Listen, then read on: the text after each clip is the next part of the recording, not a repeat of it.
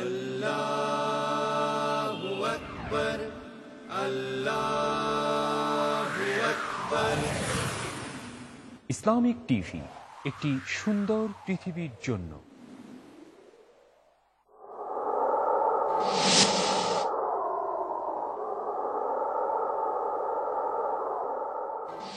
وما أرسلنا من قبلك إلا رجالا نوحي إليهم فاسألوا أهل الذكر إن كنتم لا تعلمون بالبينات والزبر وأنزلنا إليك الذكر لتبين للناس ما نزل إليهم ولعلهم يتفكرون।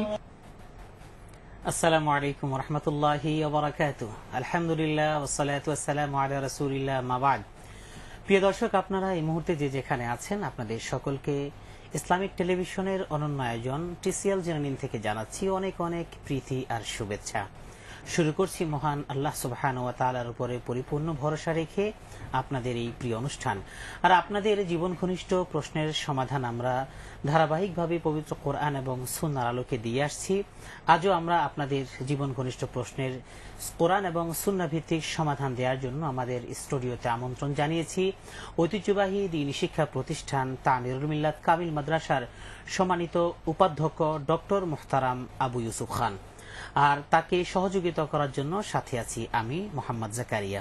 আসসালামু আলাইকুম। ওয়া আলাইকুম আসসালাম ওয়া রাহমাতুল্লাহি ওয়া বারাকাতুহু। মুহতারাম, আপনি কেমন আছেন? আলহামদুলিল্লাহ, আপনি ভালো আছেন? জি আলহামদুলিল্লাহ। তো মুহতারাম, আমরা অনুষ্ঠান শুরু করছি। আমাদের একজন টেলিফোনে দর্শক অপেক্ষা করছেন, আমরা নিয়ে নিচ্ছি।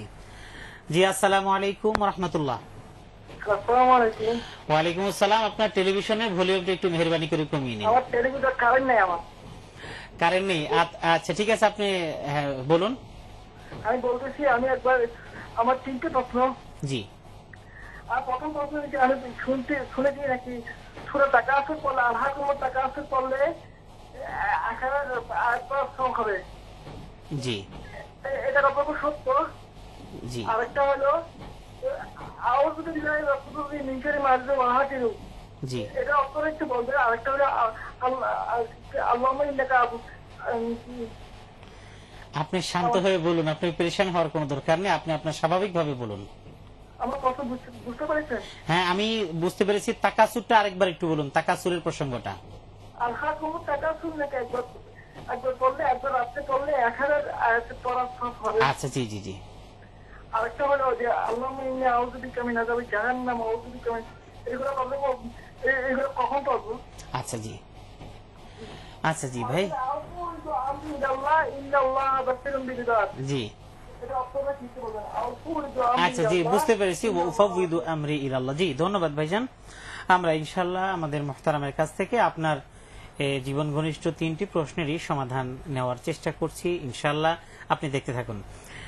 মুহতারাম, আমাদের এক ভাই 3টি প্রশ্ন করেছেন। তার প্রথম প্রশ্ন হলো যে সূরা তাকাসুর, আলহাকুমুত তাকাসুর, এটা যদি একবার পড়ে তাহলে 1000 আয়াত পড়ার সমপরিমাণ সওয়াব তার আমলনামায় লেখা হয়। এই কথাটা কতটুকু শরীয়ত বা কোরআন সুন্নাহ সম্মত? আলহামদুলিল্লাহ রাব্বিল আলামিন ওয়াসসালাতু ওয়াসসালামু আলা রাসূলিল আমিন, আম্মা বা'দ। আসলে সূরাতুত তাকাসুর, জি, এটা পবিত্র কোরআনের 30 পারা একটি সূরা। সূরাটা হলো মাক্কি সূরা। কোরআন শরীফ পড়লে তেলাওয়াত হয়, সওয়াব পাওয়া যায়। আল্লাহ রাব্বুল আলামিন 7 গুণ 700 গুণ, রমজান আসলে আরো বেশি গুণ সওয়াব দেন। কিন্তু 1000 বার পড়ার সওয়াব এই সূরার ব্যাপারে এরকম কোথায় কোনো পাওয়া যায় না। কোরআন শরীফ পড়লে যথেষ্ট সওয়াব। সূরা তাকাসুর পড়ার জন্য বলা হয়েছে যাদের দুনিয়ার প্রতি বেশি মায়লান, দুনিয়াকে বেশি যারা প্রাধান্য দিতে চায়, আখিরাত ভুলে যায়, তাদের জন্য সূরা তাকাসুর পড়ার জন্য তাকিদ রয়েছে। সেখানে হাদিসে আসে আল্লাহ রাসূল বলেছেন, প্লাস আসলাফের আমলও এটা যে সূরা তাকাসুর পড়লে আখিরাতের কথা স্মরণ হয়, দুনিয়ার সম্পদগুলা তার থেকে আস্তে আস্তে সরে যায়। সেখানে এতটুকু ফজিলত পাওয়া যায়। কিন্তু 1000 আয়াত পরিমাণ সওয়াব, 1000 আয়াত পরিমাণ সওয়াব পাওয়া যায় এরকম দর্শক ভাই যিনি প্রশ্ন করেছেন, আসলে আমাদের দেশে এমনিতেই ভেজাল জিনিস আমরা বেশি বলি। 1000 আয়াত পরিমাণ সওয়াব পড়ার কোথায় এটা পাওয়া যায় না। জি। মুহতারাম, দ্বিতীয় যে প্রশ্ন করেছেন তিনি, যে আল্লাহুম্মা ইন্নী আউযু বিকা মিন আজিলিহি ওয়া আজিলিহি, যে একটি দোয়া আল্লাহ রাসূল পড়তেন, মিন আযাবি জাহান্নাম, এই দোয়ার অর্থটা একটু জানতে চেয়েছেন। যে আমরা জানবো, একটু টেলিফোনটা নিয়ে নিচ্ছি। আসসালামু আলাইকুম ওয়া রাহমাতুল্লাহ। ওয়ালাইকুম আসসালাম। জি, শুনতে পাচ্ছি। আমি আমার ছিল হচ্ছে যে আমার একটা দূরবীর বই আছে, সে বই আমি দেখেছি। এই দূরটা বলে আল্লাহুম্মা সাল্লি আলা মুহাম্মাদিন ওয়া আলা আলি, এই দূরটা বললে দাঁড়িয়ে থেকে কথা শুরু বসে দেখতে তার না মাফ হয়ে যায়। আরেকটা দূর হচ্ছে সাল্লি আলা সাইয়্যিদিল উম্মিল বিল আলিল ওয়াসিল ওয়াল আলি ওয়াসিল, এই দূর শরীফ বললে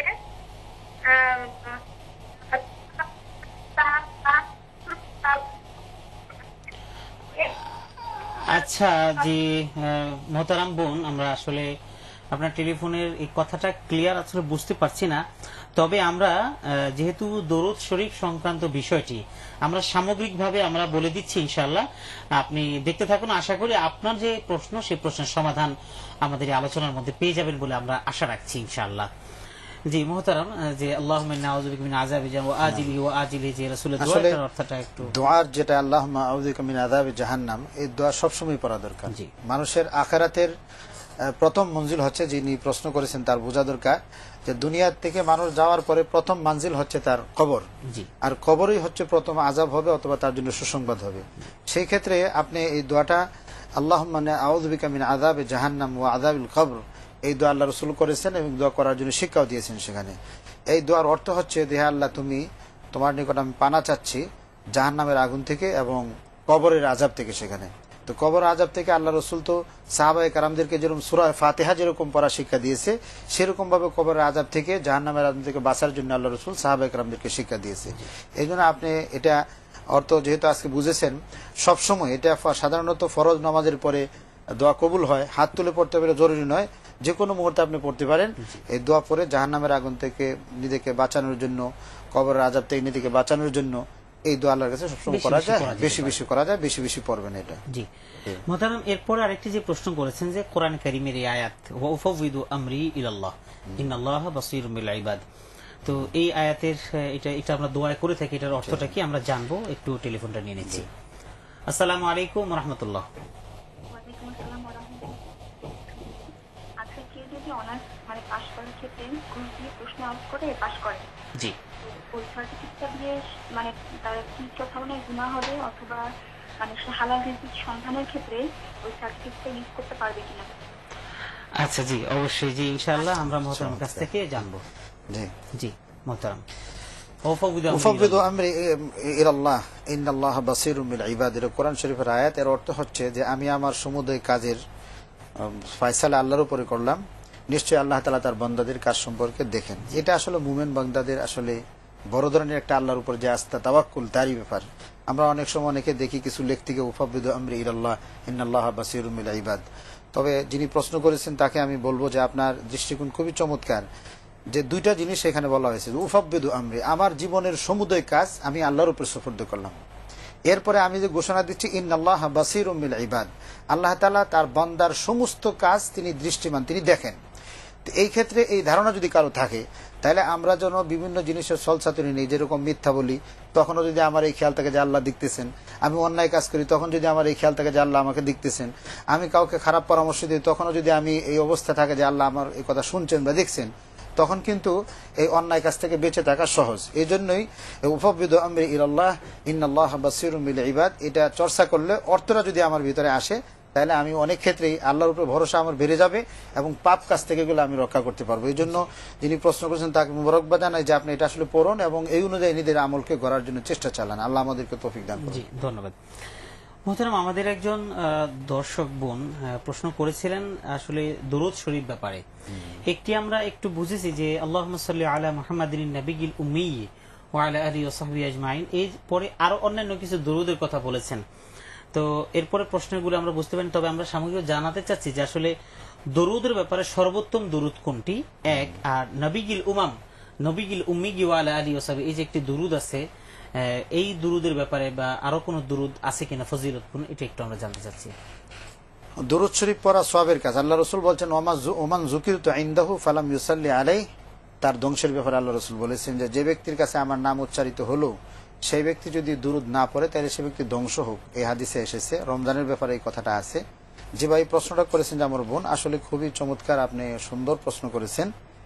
দুরুদ মান সাল্লা আলাইহি সাল্লাল মালাইকাতু আশারা মাররাত, এরকম এই ইবারতের হাদিস পাওয়া যায়। যে ব্যক্তি আমার উপর একবার দুরুদ পড়লো, সমস্ত ফেরেশতারা তার উপরে 10 বার দুরুদ পড়ে। আর দুরুদের সওয়াব যখন ফেরেশতাদের দিকে নিসবত হয়, দুরুদ শব্দের কয়েকটা অর্থ, সালাতের কয়েকটা অর্থ আছে। একটা অর্থ হলো দোয়া করা, আরেকটা অর্থ হলো যেরকম আমরা নামাজ আদায় করি, আরেকটা অর্থ হলো যে ইস্তিগফার করা।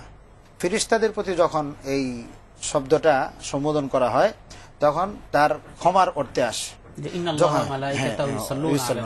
তো এখানে যখন আপনি দুরুদ পড়বেন তখন ফেরেশতারাও আপনার এই দুরুদের সাথে তারা দুরুদ পড়ে। সেখানে আপনি দুরুদ পড়ে আল্লাহর কাছে দোয়া ছিলেন, রসুলের উপরে দুরুদ পড়লেন, কিন্তু ফেরেশতারা আপনার জন্য পড়ে আল্লাহর কাছে গুনাহ মাফ চাই, আল্লাহ তুমি যে ব্যক্তি রসুলের উপরে দুরুদ পড়তেছে তার গুনাহ তুমি মাফ করে দেবে সেখানে। এই জন্য দুরুদের জন্য আমরা তাশাহুদের পরে একটা দুরুদ পড়ি, আল্লাহুম্মা সাল্লি আলা মুহাম্মাদ ওয়া আলা আলি মুহাম্মাদ কামা সাল্লাইতা আলা ইব্রাহিম ওয়া আলা আলি ইব্রাহিম ইন্নাকা হামিদুম মাজিদ, আল্লাহুম্মা বারিক আলা মুহাম্মাদ ওয়া আলা আলি মুহাম্মাদ কামা বারাকতা আলা ইব্রাহিম ওয়া আলা আলি ইব্রাহিম ইন্নাকা হামিদুম মাজিদ। এটা হচ্ছে সবচেয়ে গুরুত্বপূর্ণ দুরুদ এবং এইটা মাসুরা অনেক দিতে। আরেকটা দুরুদ ছোট্ট দুরুদ সাল্লাল্লাহু আলাইহি ওয়াসাল্লামা, যেটা রসুলের নামের পরে আমরা পড়ি সবসময়, এটা আছে। তারপরে আপনি আল্লাহুম্মা সাল্লি আলা মুহাম্মাদিন নবিয়্যিল উম্মি, এই দোয়া আছে সেখানে। আরো যে সমস্ত দুরুদ রসুল পাক সাল্লাল্লাহু আলাইহি ওয়াসাল্লাম থেকে মাসুরা আছে, বুখারীর কিতাবুদ দাওয়াতে অনেক দুরুদ আছে সেখানে। সেই অংশটুকু যদি দেখেন তাহলে অনেকগুলো দুরুদ সেখানে পাওয়া যাবে। দুরুদ পড়া নিঃসন্দেহে এটা সওয়াবের কাজ। আল্লাহ আমাদেরকে রসুলের উপর দুরুদ পাঠ করার তৌফিক দান করুন। ধন্যবাদ। প্রিয় দর্শক, আপনারা দেখছিলেন আপনাদের প্রিয় অনুষ্ঠান TCL জেনে নিন। আমাদের সময় হলো বিরতির, ফিরছি খুব শিগগির, ততক্ষণ অপেক্ষায় থাকুন।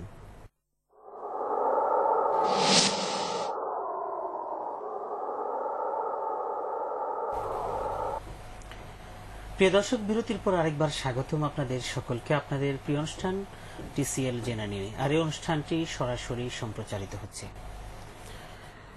মোহতারাম, আমরা বিরতির আগে আমাদের বোনের কাছ থেকে আরেকটি প্রশ্ন পেয়েছিলাম, যে তিনি জানতে চেয়েছেন যে রাসূলের যে হাদিসের আলোকে যে দোয়াটা আল্লাহুম্মা ইন্নাকা আফুউন তুহিব্বুল আফওয়া ফা'ফু আন্নি, এটা আমরা কখন পড়ব, কিভাবে পড়ব, এটার অর্থটা কি? আসলে আমার এই বোনের প্রশ্নটা খুবই চমৎকার। তিনি বলেছেন আল্লাহুম্মা ইন্নাকা আফুউন কারীমুন তুহিব্বুল আফওয়া ফা'ফু আন্নি। এটা মূলত হযরত আয়েশা সিদ্দিকা রাদিয়াল্লাহু তাআলা আনহা রাসূল পাক সাল্লাল্লাহু আলাইহি ওয়াসাল্লামকে জিজ্ঞাসা করেছিল যে আমি যদি লাইলাতুল কদর পেয়ে যাই তাহলে আমি কি দোয়াটা করব। তখন আল্লাহ রসুল তাকে এই দোয়া শিক্ষা দিয়েছেন যে তুমি এই কথা বলবে, আল্লাহুম্মা ইন্নাকা আফুউন, হে আল্লাহ তুমি ক্ষমাশীল, তুমি ক্ষমাকে ভালোবাসো, সুতরাং তুমি আমাকে ক্ষমা করে দাও। সেখানে সামনে আমাদের রমজান মাস আসতেছে এবং যে কোনো সময় আমরা এই দোয়াটা করতে পারি। সেখানে আল্লাহ রাব্বুল আলামিন তার রসুলের মাধ্যমে এই শিক্ষা দিয়েছেন যে আসলে আল্লাহুম্মা ইন্নাকা আফুউন, আসলে মানুষের জীবনের সবচেয়ে বড় পাওনা সেটা হল গুনাহ মাফ পাওয়া। সেটা আর এই দোয়ার মূল বিষয়বস্তুটাই হচ্ছে গুনাহকে মাফ করা। সেখানে এই জন্য এই বোনকে আমি মোবারকবাদ জানাচ্ছি যে আপনার মাধ্যমে আমরা একটি সুন্দর কথা মানুষের কাছে পৌঁছানোর চেষ্টা করেছি। আল্লাহ আমাদেরকে তৌফিক দান করুন। জি মোহতারাম, আমাদের আরেক বোন জানতে চেয়েছেন যে অনার্স পড়ে বা মাস্টার্স পড়ে বিভিন্ন সার্টিফিকেট অর্জন করে, পরবর্তীতে সার্টিফিকেট দ্বারা কোনো চাকরি বা কোনো বৈধ হালাল ইনকামের জন্য এই সার্টিফিকেটের মাধ্যম ব্যবহার করা, এটা কি দেখি এটা কি বৈধ হবে কিনা? আমরা টেলিফোনটা নিয়ে নিচ্ছি। আসসালামু আলাইকুম ওয়া রাহমাতুল্লাহ। ওয়ালাইকুম আসসালাম ওয়া রাহমাতুল্লাহ। টাঙ্গাইল থেকে বলছি বাবুরা। জি, আমরা যখন জামাতে নামাজ আদায় করি, জি, ফরজ নামাজের সময় যখন ইকামত দেওয়া হয়, জি, অনেকে ওই সাধারণ মুহাম্মদ রাসূলুল্লাহ বলার সময় সাল্লাল্লাহু আলাইহি ওয়াসাল্লাম জোরে করে বলে। জি, আবার অনেকে আঙ্গুলে মাথায় ফু দিয়ে চোখে ঠেকান, এটা কতটুকু দুরুস্ত? জি। আর আমরা যে সমস্ত হালাল পশু পাখি খাই, এগুলো গোশত না বলে মাংস বললে কোনো পাপ হবে কিনা? আচ্ছা, জি, আসসালামু আলাইকুম। জি, ওয়ালাইকুম আসসালাম ওয়া রাহমাতুল্লাহ। জি, ধন্যবাদ। আমরা ইনশাআল্লাহ মোহতারামের কাছ থেকে জানবো। জি মোহতারাম, সার্টিফিকেট দেখিয়ে চাকরি নেওয়া। হ্যাঁ, আমার ওই বোনের প্রশ্নটা খুব চমৎকার প্রশ্ন, এক্সিলেন্ট। যে তিনি বলছেন যে নকল করে কেউ শিক্ষা ব্যবস্থা সার্টিফিকেট পাস করেছে এবং পরবর্তী সময় সে তার প্রতিযোগিতায় গিয়ে চাকরি নিল এবং এই সার্টিফিকেট শো করে, এবং এরপরে সে চাকরি নিয়ে টাকা যেটা তার আসলো সেই টাকা আপনার হালাল হবে কিনা? জাল সার্টিফিকেট, জাল আর এটা ভিন্ন ব্যাপার, জালটা পৃথক করতে হবে। এ তো সে পড়াশোনা করেছে, পরীক্ষার হলে সে নকল করেছে, অন্য সাইটটা করেছে, এগুলা করে সে সার্টিফিকেট গ্রহণ করে নিয়েছে এবং পরবর্তী সময় এই সার্টিফিকেট শো করে সে চাকরি নিয়েছে। এই ক্ষেত্রে দুইটা জিনিস, একটা হলো তার শিক্ষাগত যোগ্যতা সার্টিফিকেট, আর একটা হলো তার কাজ। পরিশ্রমের বিনিময়ে যদি কোনো অর্থ আসে আর সেই পরিশ্রমটা যদি হালাল ওয়াইতে হয় তাহলে সেই ক্ষেত্রে তার বিনিময় নেওয়া গ্রহণ করা জায়েজ, যদি সেটা শরীয়ত বিরোধী না হয়। তবে এখন আপনি যে কথাটা উপস্থাপনা করেছেন যে সে নকলের আশ্রয় নিয়েছে, নকল পরীক্ষা ক্ষেত্রে করা এটা নিষিদ্ধ, এটা হারাম, গুনার কাজ। তবে এই জন্য তার পৃথক গুনাহ হবে, তার চাকরি নিতে বা চাকরির টাকা তার জন্য হালাল হতে কোনো সমস্যা নেই।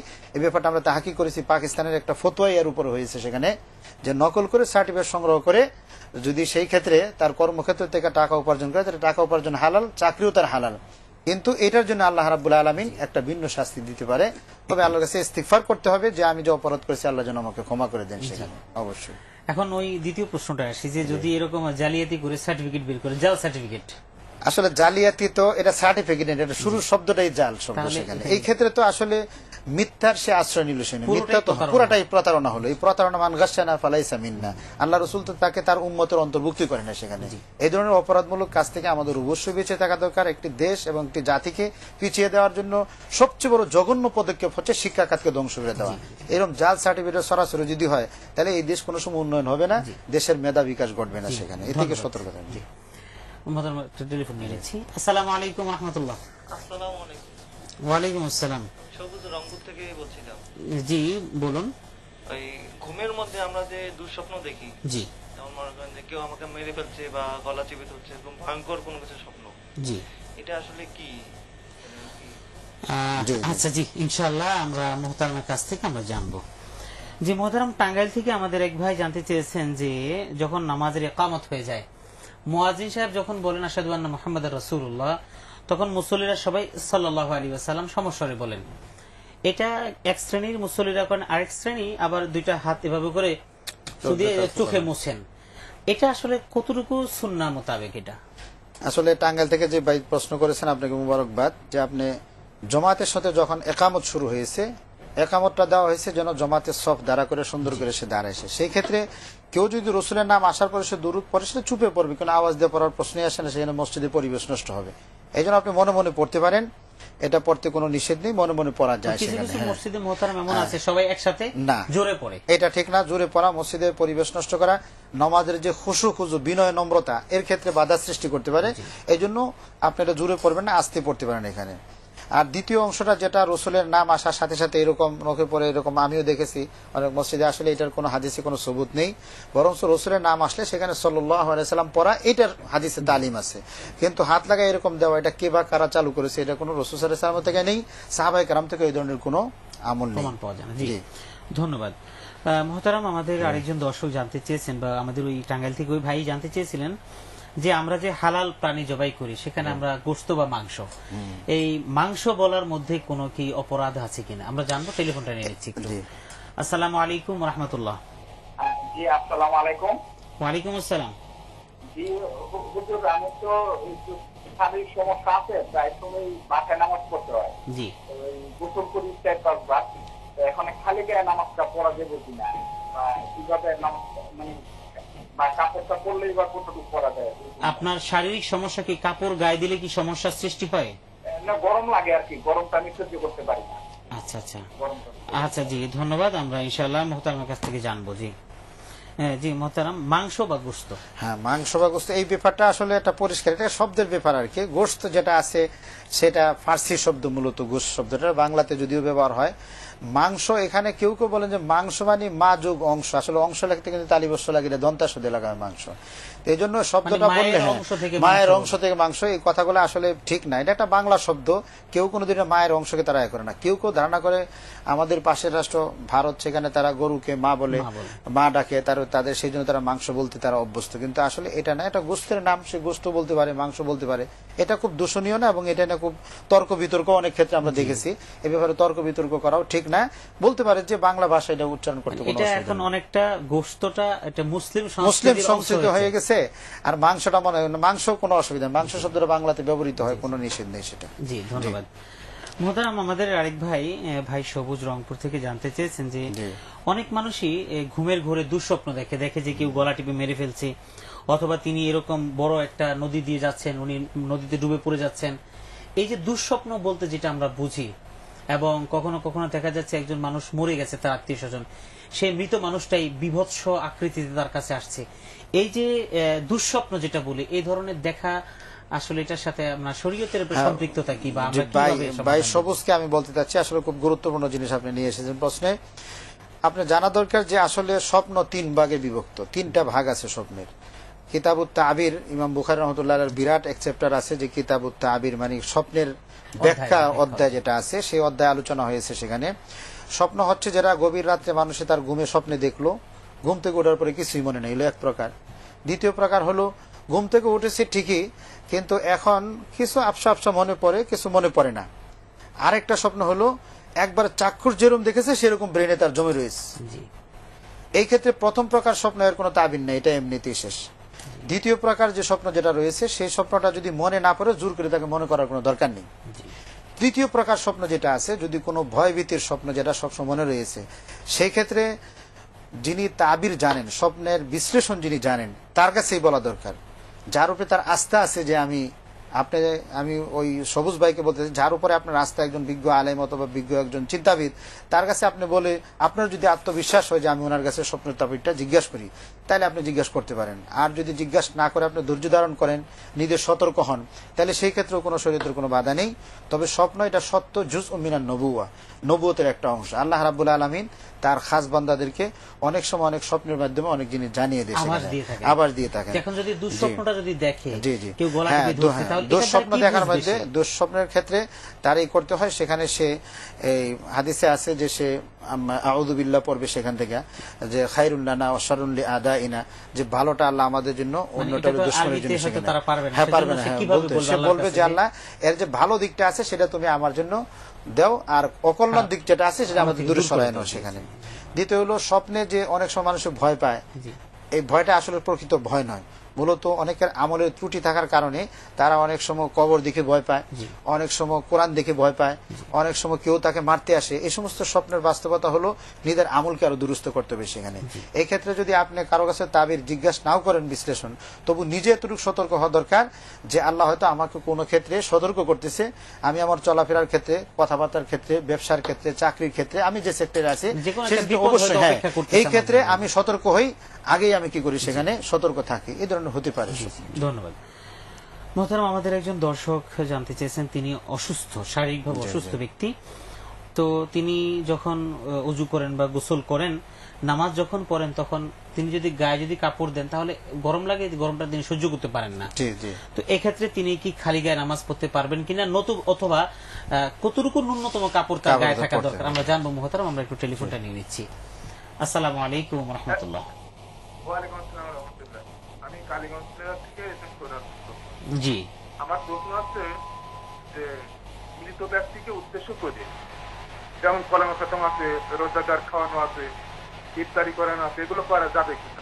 আচ্ছা আচ্ছা। আর আমার আরেকটা প্রশ্ন হচ্ছে যে ঈদের নামাজ এবং জুম্মার নামাজ জি যদি কেউ এক রাকাত পায়, জি, তাহলে সে কি ওই নামাজ পাবে যেভাবে আমরা অন্যান্য নামাজ পড়ি, এক রাকাত ফেল হয়ে গেলে এক রাকাত নিচে পড়ে দিই, এভাবে করা যাবে কিনা?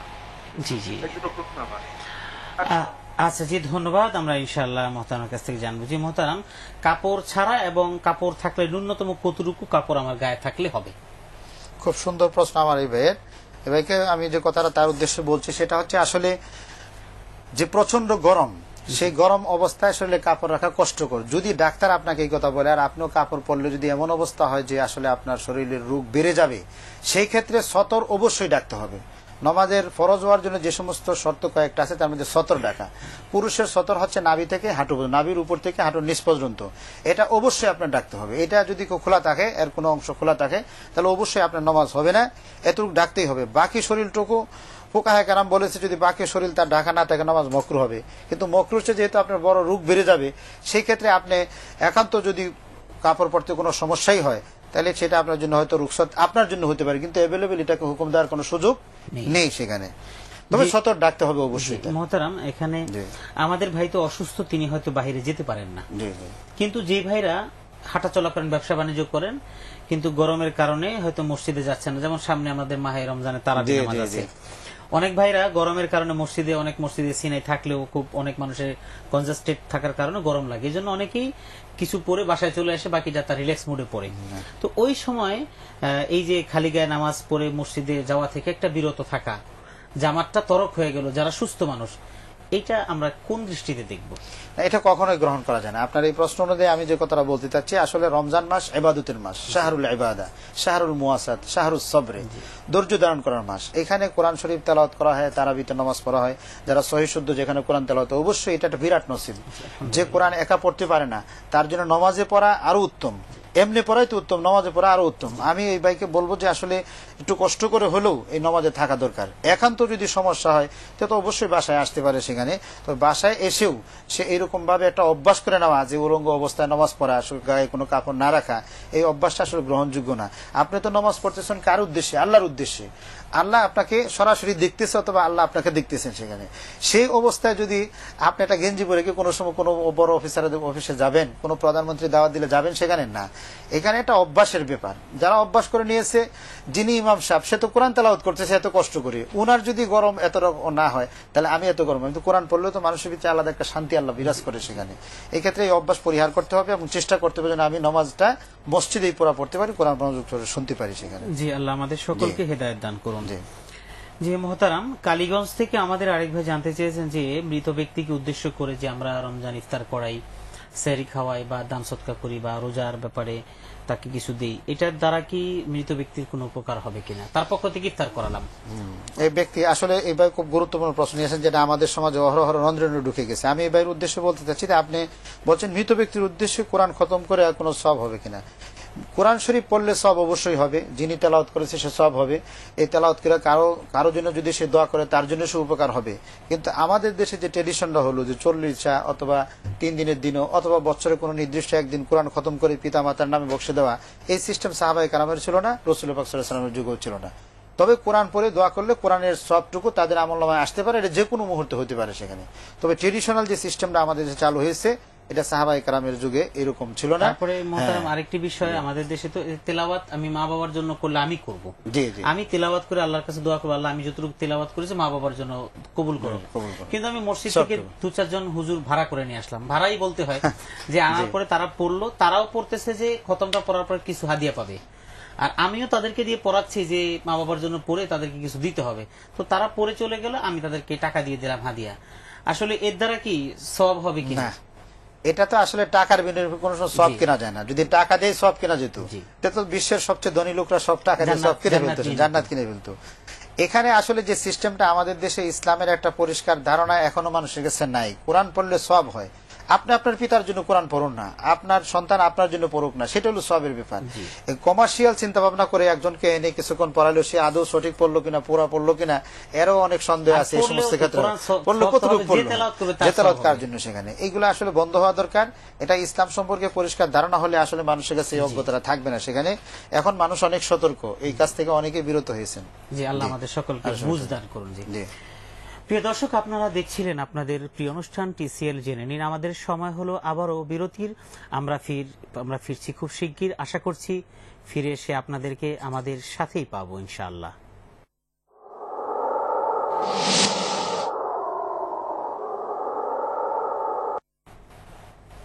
প্রিয় দর্শক, বিরতির পর আরেকবার স্বাগতম আপনাদের সকলকে আপনাদের প্রিয় অনুষ্ঠান TCL জেনে নিনে। জি মোহতারাম, আমাদের আরেকজন দর্শক টেলিফোন অপেক্ষা করছে, আমরা নিয়ে নিচ্ছি। আসসালামু আলাইকুম রহমতুল্লাহ। ওয়ালাইকুম আসসালাম রহমতুল্লাহ। ভাই আমি শ্রীমঙ্গল থেকে বলছিলাম ভাই। জি বলুন। আমার একটা প্রশ্ন হচ্ছে, আমি একজন ব্যবসায়ী, গার্মেন্টসের ব্যবসায়ী। জি। তো আমি বাকি জগতে ব্যবসাটা করি। জি। আমার অনেক পার্টি আছে, 10,000, 7,000, 7,000, এমনকি 20,000, আরো বেশিও টাকা পাই। অনেক পার্টির কাছে আমি এই টাকাটি কোনোদিন পাবো বলে মনে হয় না। জি। অনেক পার্টি মানে ব্যবসা ছেড়ে দিছে। জি। এখন আমি আমার জাকাতের খাতের থেকে এই পার্টিদেরকে আমি এই টাকা গুলি আমি বাদ দিয়ে দিতে পারবো কিনা, মানে এই টাকা গুলি জাকাতের বাবদে তাদেরকে মানে মাফ করে দিতে পারবো কিনা? আচ্ছা আচ্ছা আচ্ছা। জি ধন্যবাদ আপনার এই প্রশ্নের জন্য, কারণ এইরকম প্রশ্ন আমাদের অনেক দর্শকদেরই মনে আছে। হয়তো আপনার এই প্রশ্নের মাধ্যমে আমাদের অনেক দর্শক শ্রোতাদের উপকার হবে বলে আমরা বিশ্বাস রাখি। জি মোহতারাম, আমরা বিরতির আগে আমাদের একজন ভাই প্রশ্ন করেছিলেন যে ঈদের নামাজ 2 রাকাত, জুমার নামাজ 2 রাকাত, একজন মুসল্লি মসজিদে এসে দেখলেন যে ঈদের নামাজ জুমার নামাজ 1 রাকাত হয়ে গেছে, দ্বিতীয় রাকাতে শামিল হতে পারলো, তাহলে এই ক্ষেত্রে তার কি করার আছে? জি, ঈদ এবং সালাতুল জুমা 2 রাকাত ফরজ নামাজ, এই যে প্রশ্ন করেছেন যে ভাই, আসলে আপনার জানা দরকার যে যেহেতু সে 1 রাকাত পেয়েছে, আর 1 রাকাত সে একা পড়ে নিবে। ঈদের নামাজের জন্য সে তাকবীর গুলা দিয়ে নিবে, সেখানে 3টা তাকবীর যেটা ছুটে গেছে। আর জুমার নামাজেও সে 1 রাকাত স্বাভাবিক নিয়মে পড়বে সেখানে। তবে কেউ যদি তাশাহুদে পায়, মানে রুকুতে পেল না, সিজদাও পেল না, সেখানে সেই ব্যক্তির জন্য কিন্তু আসলে ওই 4 রাকাত নামাজই পড়তে হবে, যোহরের নামাজ তার চলে আসবে। কারণ হচ্ছে যে জুমা পাওয়ার জন্য কমাস কম 1 রাকাত তার পাওয়া দরকার ছিল সেখানে, কিন্তু 1 রাকাত সে যেহেতু পায় নাই, তাশাহুদে তার নামাজ প্রায় শেষ পর্যায়ে। সালাম ফিরানোর ইমাম সালাম ফিরে 4 রাকাত পড়ে নিবে, এবং সেই 4 রাকাত হবে যোহরের নামাজ। এটা জুমাও হবে না, আর ওর ঈদের ক্ষেত্রে হয়ে যাবে সেটা নফল হয়ে যাবে, সেখানে 2 রাকাত নামাজও পড়তে পারে, ঈদের ক্ষেত্রে 2 রাকাতও পড়তে পারে, যেহেতু 4 রাকাত জরুরি নয় সেখানে। মোহতারাম, আমাদের একজন দর্শক সেই সুদূর শ্রীমঙ্গল থেকে করেছেন যে তিনি একজন গার্মেন্টস ব্যবসায়ী, অনেক তার ব্যবসায়িক আছেন পার্টনার বা যাদের সাথে তিনি ব্যবসা লেনদেন করেন, পার্টি আছে যাদের কারো কাছে 10, 20, 30, 40, 50 এরকম বিভিন্ন পরিমাণে তারা 1000 টাকা তিনি ঋণ পাচ্ছেন। কিন্তু ওই সমস্ত পার্টি অনেকে ব্যবসা গুটিয়ে দিয়েছে এবং অনেকে ব্যবসা চালাচ্ছে, কিন্তু তাদের থেকে ওই টাকা আদৌ পাওয়ার কোনো সম্ভাবনা নাই। এখন আমার ভাইয়ের প্রশ্ন হচ্ছে যে তিনি যদি জাকাতের টাকা হিসাব করে তিনি যদি 1 লক্ষ টাকা তার জাকাত আসে, তাহলে যেই পার্টি 10,000 টাকা তার তিনি পেতেন, তিনি মনে মনে চিন্তা করলেন এই 1 লাখ টাকা জাকাত দিয়ে তার থেকে 10,000 টাকা মাইনাস, 20,000 টাকা মাইনাস, এটা কি করা যাবে কিনা? আসলে শ্রীমঙ্গলের ভাইকে মুবারকবাদ। এই প্রশ্নটা অনেকেরই, আমরা অনেক সময় এই প্রশ্নের সম্মুখীন হই, আপনার মাধ্যমে মানুষের উত্তর জানবে, এই জন্য আপনাকে মুবারকবাদ। যারা গার্মেন্টস হোক, যে কোনো ব্যবসায় হোক, যদি পার্টির কাছে টাকা পাওনা থাকে, তাহলে সেই ক্ষেত্রে পার্টিকে তো আমরা বলবোই টাকা আদায় করার জন্য, আপনিও টাকাটা দিবেন সেখানে। কিন্তু কোনো এক সময় যদি আপনি মনে করেন যে এই লোক আসলে এখন আর টাকা পরিশোধ করার মতো না, সেই ক্ষেত্রে আপনি তাকে এই টাকাটাও জাকাত হিসাবে দিতে পারেন, আরো নতুন জাকাতের টাকাও দিতে পারেন, সে জাকাতের যোগ্য হয়ে গেছে সেখানে। তবে একটা শর্ত রয়েছে এখানে, ফিকহ মাসালার ইখতিলাফ আছে সেখানে। আহনাফের কাছে, ইমাম আবু হানিফা রাহমাতুল্লাহর কাছে শর্ত হচ্ছে যে ওই ব্যক্তিকে বলতে হবে যে আপনার যে এই টাকাটার থেকে যে অংশটুকু আমি মাফ করে দিলাম সেটা মূলত জাকাতের।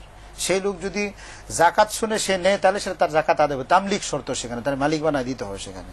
কিন্তু আইমা সালাসার কাছে নিয়ত করার, শুধু নিয়ত করলেই হবে, ওই ব্যক্তি জানুক আর না জানুক, যে কোনো ব্যক্তিকে জাকাতের টাকা দিয়ে দিল, যদি জাকাতের হকদার হয় তার জাকাত আদায় হয়ে যাবে সেখানে। কিন্তু সে যদি জাকাতের খাওয়ার মতো, হ্যাঁ, জাকাত খাওয়ার, এই জন্যই তো বলতে হবে, সে জেনে নিতে হবে যে লোকটা জাকাত খাওয়ার যোগ্য কিনা। আমাদের সমাজেও কিন্তু অনেক লোক জাকাত খাওয়ার যোগ্য, কিন্তু জাকাত করে দিলে সে নিতে চায় না। সেই ক্ষেত্রে তাকে যদি আইমা সালাসা অনুযায়ী আমরা বলে দিই যে ঠিক আছে আপনি জাকাত দিয়ে দেন, জাকাত তার আদায় হবে, ইনশাআল্লাহ জাকাত আদায় হয়ে যাবে সেখানে। তবে এই ক্ষেত্রে কিন্তু ব্যবসায়ীর ক্ষেত্রে তাকে অবশ্যই, আমি মনে করি আবু হানিফা মাযহাবকে এখানে প্রাধান্য দেওয়া দরকার, যে যেহেতু সে ব্যবসায়ী, সে হতে পারে তুমি আমাকে আজকে কনসিডার করছো জাকাতের টাকা দিয়ে, এতে তো আমি একমত নই। এই জন্য তাকে প্রস্তাবই দেওয়া দরকার যে এই টাকাটা যেটা তুমি দিতে পারছো না, এটা আমি জাকাতের থেকে দিয়ে দিলাম। সে যদি রাজি থাকে তাহলে জাকাত আদায় হয়ে গেলো, আর ঋণ আর ভবিষ্যতে সে ঋণ দিতে আসলো সে নেওয়া যাবে। এখানে একটি কথা এসে যায়, সেটা হলো যে তাহলে যদি আমার থেকে যদি কেউ একজন চোর পকেট থেকে 10,000 টাকা চুরি করে নিয়ে গেল, এখন চুরি করে নিয়ে যাওয়ার পরে যদি আমি চিন্তা করি যে আল্লাহর রাস্তায় দান করে দিলাম, তাহলে এটা হবে কিনা? আমরা আরেকটু জানবো, টেলিফোনটা নিয়ে নিচ্ছি। আসসালামু আলাইকুম ওয়া রাহমাতুল্লাহ। ওয়ালাইকুম আসসালাম, জি প্রশ্ন করুন। আমি খতমের টাকা দিয়ে করবো, ঠিক আছে, নামাজ অবস্থায় যদি ওই প্রস্তাব ধরে, তখন কি খতমের তারাবি যেটা পাঠটা সেটা কি করা যাবে বা খতমটা কি শেষ হয়ে যাবে কিনা? আচ্ছা, জি ধন্যবাদ।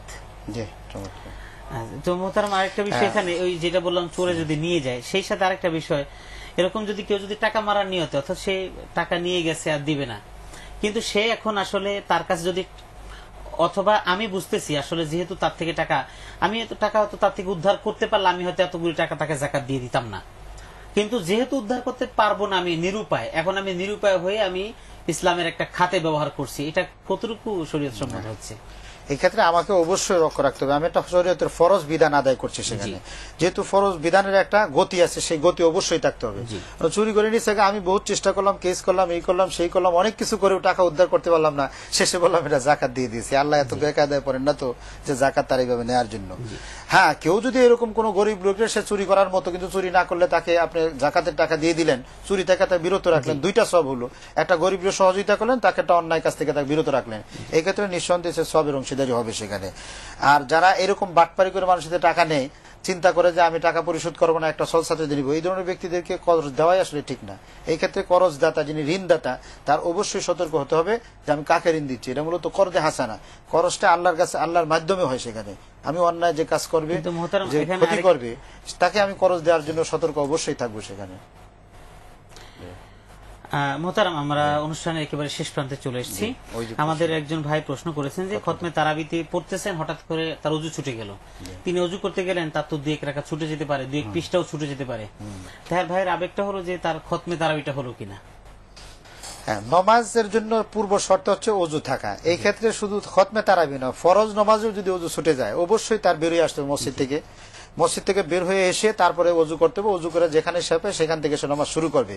এতে খতমে তারাবি ছুটে গেলে এটা খুব বেশি দূষণীয় না।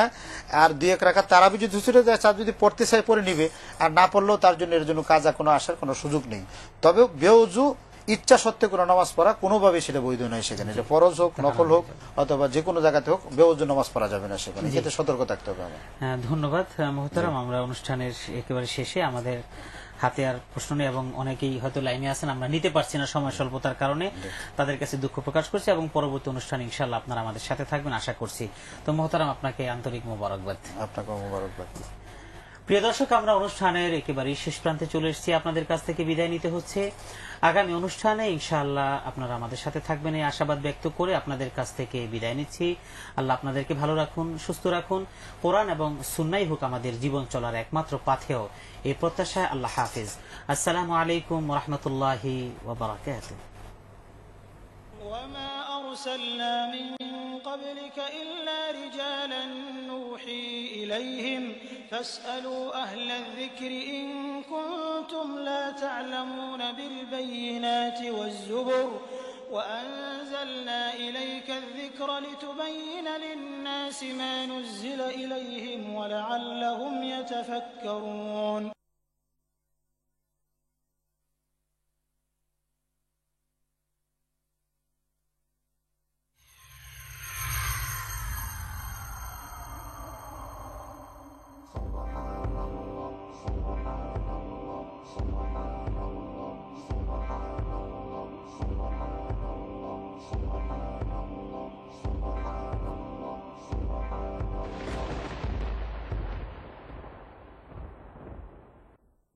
ইসলামিক টিভি, একটি সুন্দর পৃথিবীর জন্য।